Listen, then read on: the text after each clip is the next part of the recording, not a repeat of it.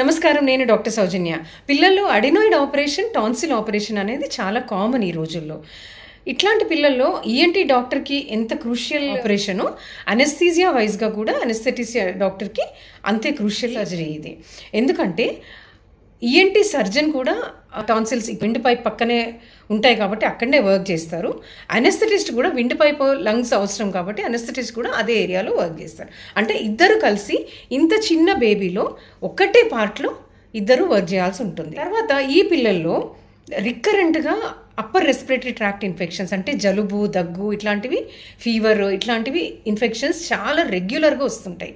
అందుకే పేరెంట్స్ విసిగిపోయి ENT doctor దగ్గరికి తీసుకెళ్తే అప్పుడు టాన్సిల్స్ కానీ అడినాయిడ్స్ ఉన్నాయి అని తెలిసి ఆపరేషన్కి ఈ పిల్లలు వస్తారు.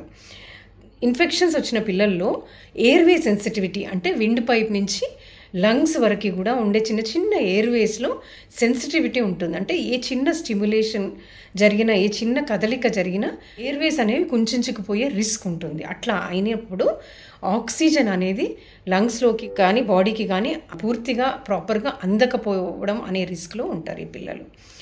తర్వాత ఇమ్యూనిటీ లెవెల్స్ తక్కువ ఉంటాయి ఈ పిల్లలు రిపీటెడ్ ఇన్ఫెక్షన్స్ వల్ల. అందుకే ఆపరేషన్ తర్వాత ఇన్ఫెక్షన్ వచ్చే రిస్క్ ఎక్కువ ఉంటుంది. ఆపరేషన్ తర్వాత బ్లీడింగ్ అయ్యే రిస్క్ కూడా ఎక్కువ ఉంటుంది ఈ టాన్సిల్స్ అడినాయిడ్స్ పిల్లల్లో.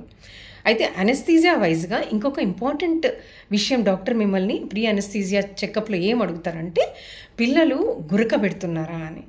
పిల్లల్లో గురక ఎందుకు వస్తుందంటే ఈ అడినాయిడ్స్ కానీ టాన్సిల్స్ కానీ సైజ్ చాలా పెద్దదైపోయి రిపీటెడ్గా ఇన్ఫెక్షన్ వచ్చినప్పుడు విండ్పై పక్కనే ఉంటాయి కాబట్టి వాళ్ళు స్ట్రెయిట్గా నిద్రపోయినప్పుడు అవి వెళ్ళి ఆ విండ్ పైప్ని కంప్రెస్ చేయడం వల్ల గాలి అనేది స్ట్రెయిట్గా లోపలికి వెళ్ళక అది గురక అన్న సౌండ్ ద్వారా బయటకు వస్తుంది. గురక ఎంత ఎక్కువ ఉంటే పిల్లల్లో ఈ severity of adenoids and tonsils ఎక్కువ ఉన్నట్టు.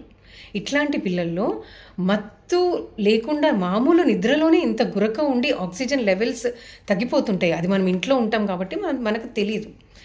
అదే నువ్వు హాస్పిటల్కి వచ్చి ఆపరేషన్ టైంలో మనం ఆక్సిజన్ సాచురేషన్ చూస్తే ఈ పిల్లల ఆక్సిజన్ సాచురేషన్ నార్మల్ హెల్దీ పిల్లల కన్నా కొద్దిగా తక్కువ ఉంటుంది. అంటే వీళ్ళు ఆ లెవెల్కి అలవాటు పడిపోతారు అనమాట. అయితే ఈ గురకని స్లీప్ యాప్నియా అని అంటాం మనం. ఈ స్లీప్ యాప్నియాని ఒక స్కోరింగ్ సిస్టమ్ ద్వారా మనం తెలుసుకొని ఎంత రిస్క్ ఉంది స్లీప్ యాప్నియాది ఈ పిల్లలకి, ఆపరేషన్కి ఈ స్లీప్ యాప్నియా వల్ల ఎంత అవసరం, ఎంత మేరకు మనము దీన్ని తగ్గించగలము అని ఏంటి సర్జన్ మీతో డిస్కస్ చేస్తారు.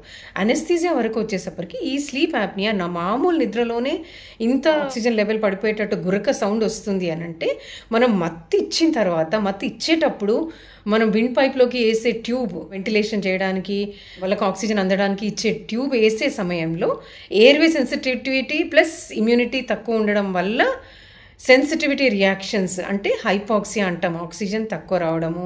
తర్వాత ఈ ఆస్తమా, ఒకవేళ ఆల్రెడీ పిల్లలకి ఆస్తమా కానీ ఉంటే ఆస్తమా అటాక్ ఎక్కువ అయిపోవడం, ఆ మూమెంట్లో ఆ 1 to 2 minutes చాలా చాలా life and death crucial moments anaesthesia డాక్టర్కి. సరే, ఇంట్యుబేషన్ అయిపోయింది, ఆపరేషన్ మొత్తం కూడా ఇది కంటిన్యూస్గా డాక్టర్ మానిటర్ చేస్తూ ఉండాలి. అనెస్థీజియా డాక్టర్ ఆక్సిజన్ సరిగ్గా అందుతుందా, రెండు వైపులా లంగ్స్లో ఆక్సిజన్ ఎయిర్ ఎంట్రీ కరెక్ట్గా ఉందా, ఇవన్నీ చూస్తూ బ్లీడింగ్ ఎట్లా జరుగుతుంది, సర్జరీలో బ్లడ్ ఏమైనా అవసరం పడుతుందా, బ్లీడింగ్ అయినప్పుడు మనం ఆక్సిజన్ కానీ వేరే ఇతర మెడిసిన్స్, బ్లీడింగ్ తగ్గడానికి మెడిసిన్స్ కానీ ఏ టైంలో ఇవ్వాలి, ఎంత మోతాదులో ఇవ్వాలి.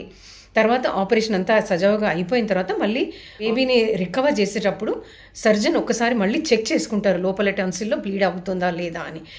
దీన్ని హీమోస్టేసిస్, సెక్యూరింగ్ ఆఫ్ హీమోస్టేసిస్ అంటారు.